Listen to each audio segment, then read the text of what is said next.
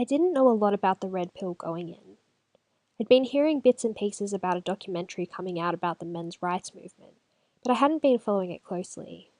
I figured I'd hear about it when it was available, and boy did I hear about it. Feminists managed to use an online petition to get the initial venue for the Australian premiere to cancel, and the group hosting the event had a terrible time trying to find a new venue, with most saying they didn't want to show controversial material and attract the attention of detractors.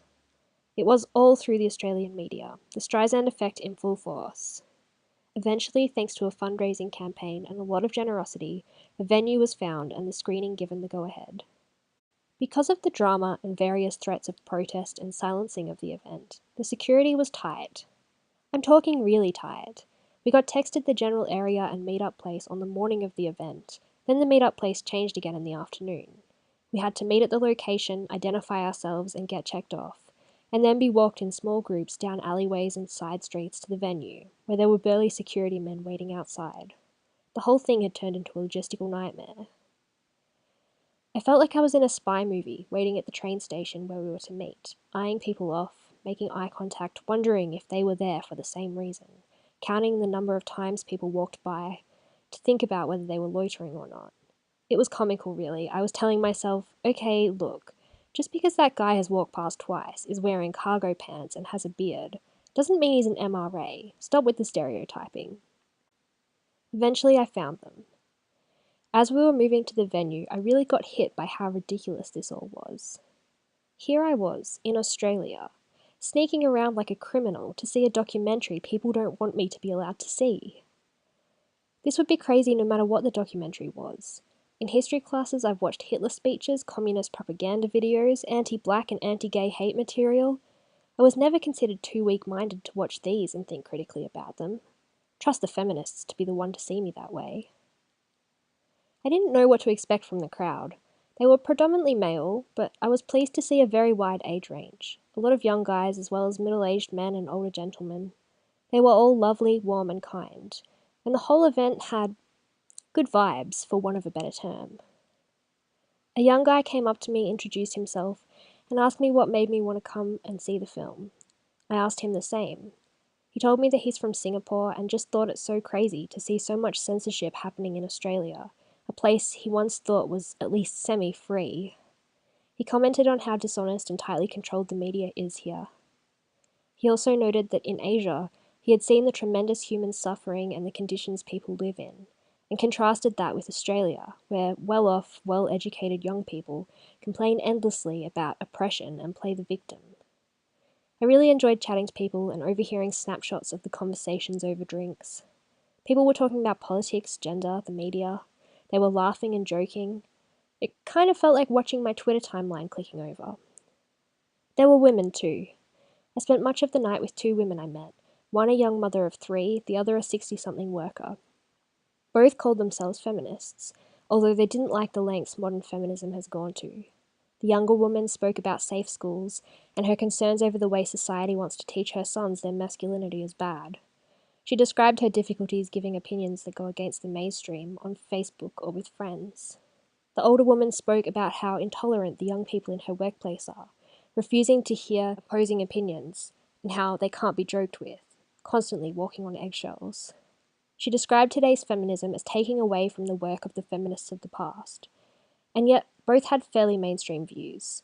They were pretty indicative to me of the normal feminists, who are unaware of or disapproving of much of what is being done in their name.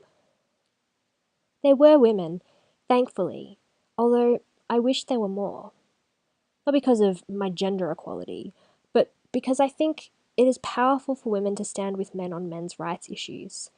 And I also think a lot of women will relate to the film itself, since it was made from a woman's perspective. Again, this isn't a sentimental women's point of view thing. First of all, women make up many of those that really, really need to hear these things, since they're more likely to have been lied to by feminism.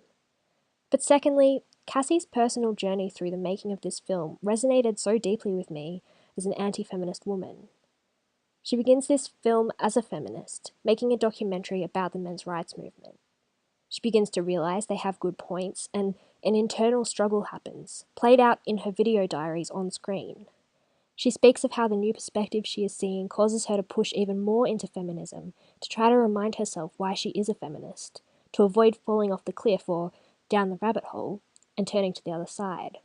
We see the conflict in her mind as she becomes more and more aware, watch her cry as she thinks on what she's learned. There are so many things I want to say about the film, but I also don't want to ruin it. Not in the sense of spoilers, obviously, but in the sense of impact. I knew very little about this film going in, and even though none of the information contained in the documentary was new to me, it was put together in a way that really packed a punch. I cried more than once. I felt immense compassion. I worried about all the men that I love. I regained my anger at the state of things for men in the world. The film explored all sorts of things, with a focus on custody battles and paternity fraud, and male victims of domestic violence, as well as workplace deaths, male suicide and mental health, circumcision, and other things. The core of the men's rights activists' concerns, the disposability of men in today's world, as war fodder, as workers of dangerous and undesirable jobs, as fathers. There was nothing in this film that was particularly controversial or one-sided. It was not propaganda. It wasn't even pushing an agenda as such. This is a film by a feminist, who realised as she was making the documentary that her subjects were speaking truth. She interviews feminists throughout, not the low-hanging fruit of the internet, but professors in gender studies and editors of feminist magazines. Their statements, contrasted with the concerns of the men being interviewed, seem obscenely frivolous. They are deeply angering in their selfishness and lack of compassion. So what was all the fuss about?